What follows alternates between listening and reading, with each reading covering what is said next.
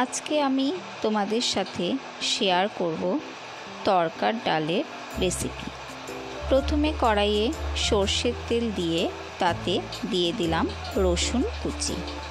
500 গ্রাম তরকার ডালের জন্য আমি একটা বড় সাইজের রসুন কুচি করে নিয়েছি এবং তাতে দিয়ে দিলাম আদা কুচি। 1.5 ইঞ্চি পরিমাণ আদা আমি কুচি করে নিয়েছি। আদা ও রসুন দিয়ে খুব ভালো করে ভেজে নেব যতক্ষণ না আদা রসুনের কাঁচা গন্ধ পুরোপুরি চলে যাচ্ছে। আদা রসুনের কাঁচা গন্ধ চলে যাওয়ার পর দিয়ে দিলাম পেঁয়াজ কুচি। 500 গ্রাম তরকার ডালের জন্য আমি 4টে খুব বড় সাইজের পেঁয়াজ কুচো করে রেখেছিলাম।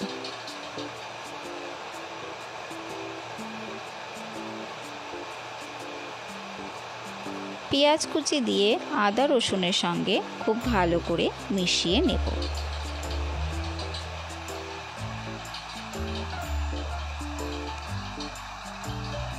এবার এতে দিয়ে দেব পরিমাণ মতো হলুদ গুঁড়ো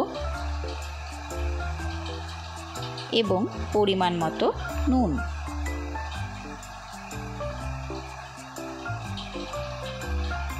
নুন ও হলুদ দিয়ে আদা রসুন পেঁয়াজের সাথে খুব ভালো করে মিশিয়ে নেব। পেঁয়াজ একটু বাদামি হওয়া পর্যন্ত ভেজে নিতে হবে। একটু জল দিয়ে আমি ভেজে নিচ্ছি যাতে করে পেঁয়াজ রসুন আদা পুড়ে গিয়ে কড়াইয়ের নিচে লেগে না যায়।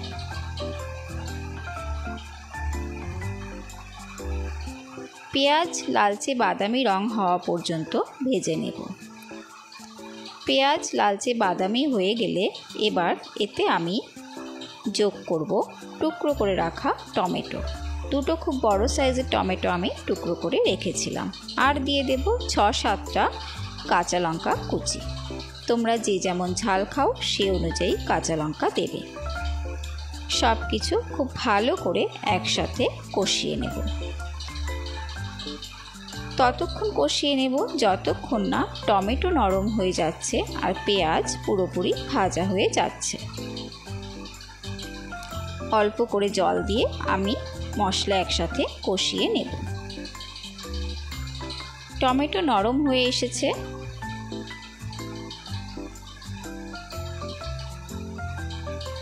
এবার এতে আমি আরও কিছু মশলা যোগ করব।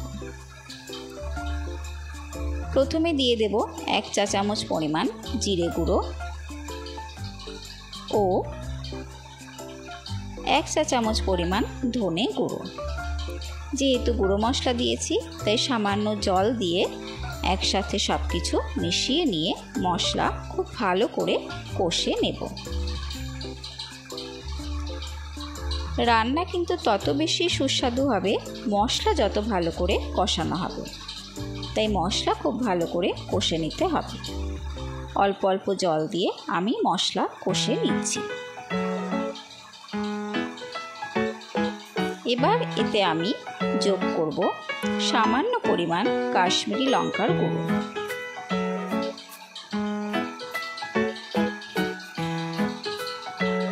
কাশ্মীরি লঙ্কার গুঁড়ো যোগ করে আবারও একটু জল দিয়ে সব কিছু একসঙ্গে খুব ভালো করে কষিয়ে নেব। মশলা ততক্ষণ কষতে হবে যতক্ষণ না মশলা থেকে তেল ছেড়ে দিচ্ছে। অল্প অল্প জল দিয়ে আমি মশলা কষিয়ে নিচ্ছি। মশলা তেল ছেড়ে দিলে যোগ করছি টুকরো করে রাখা চিকেন। 250 গ্রাম মতো চিকেন ব্রেস্ট কিনে নিয়ে এসে আমি ছোট ছোট টুকরো করে নিয়েছি। তোমরা চাইলে চিকেন কিমা দিয়েও কিন্তু করতে পারো। চিকেন দেওয়ার পর সব কিছু খুব ভালো করে কষিয়ে নেব।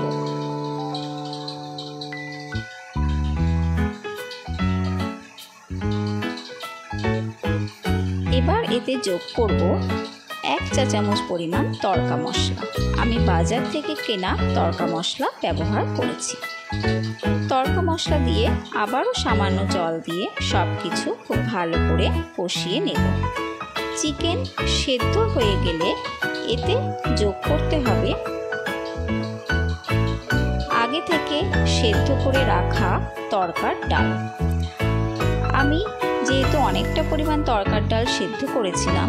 এতটা তরকার ডাল একসঙ্গে মশলার সঙ্গে কষাতে আমার একটু সমস্যা হয়, তাই আমি অল্প অল্প করে ডাল দিয়ে মশলার সঙ্গে কষিয়ে নিচ্ছি।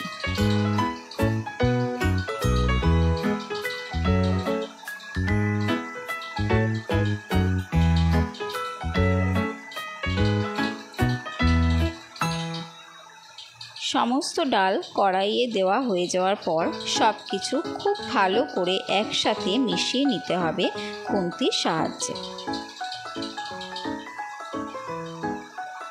চিকেন, ডাল, মশলা সব কিছু খুব ভালো করে কিন্তু কষিয়ে নিতে হবে।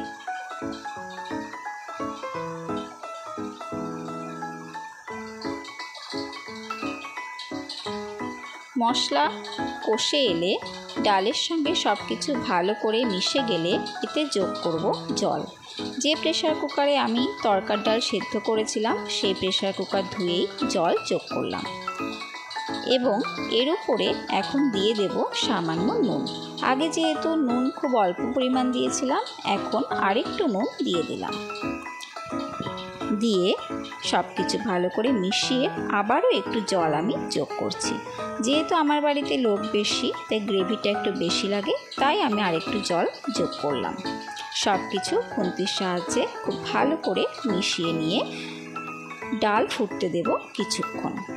মাঝখানে কয়েকবার খুন্তি চালিয়ে নিতে হবে যাতে করে ডাল কড়াইয়ের নিচে লেগে না যায়।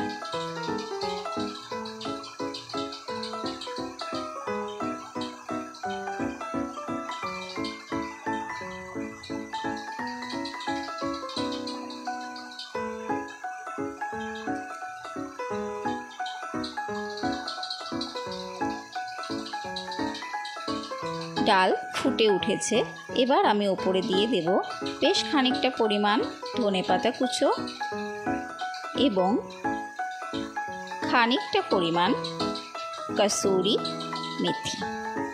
ধনেপাতা কুচি, কসুরি মেথি দিয়ে খুব ভালো করে সব কিছু একসাথে মিশিয়ে নেব এবং ডাল ফুটতে দেব খানিকক্ষণ।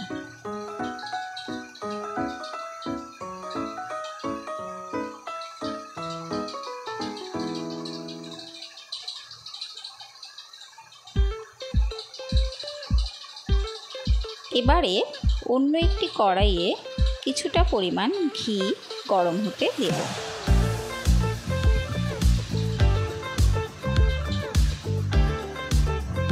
ঘি গরম হয়ে গেলে তাতে যোগ করব কিছুটা পরিমাণ কুচনো রসুন, কিছুটা পরিমাণ কুচনো ধনেপাতা,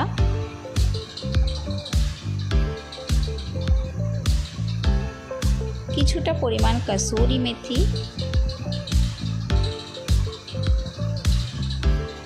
1.5 চা চামচ পরিমাণ তড়কা মশলা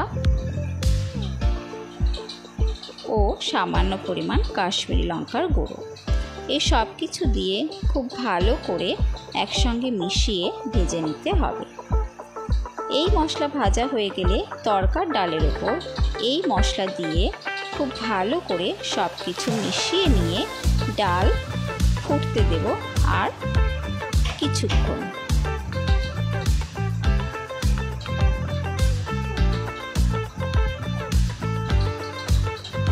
ডাল ফুটে উঠলে গ্যাসের ফ্লেম অফ করে ঢাকা দিয়ে কিছুক্ষণ স্ট্যান্ডিং সময় দিলেই তৈরি হয়ে গেল চিকেন তড়কা।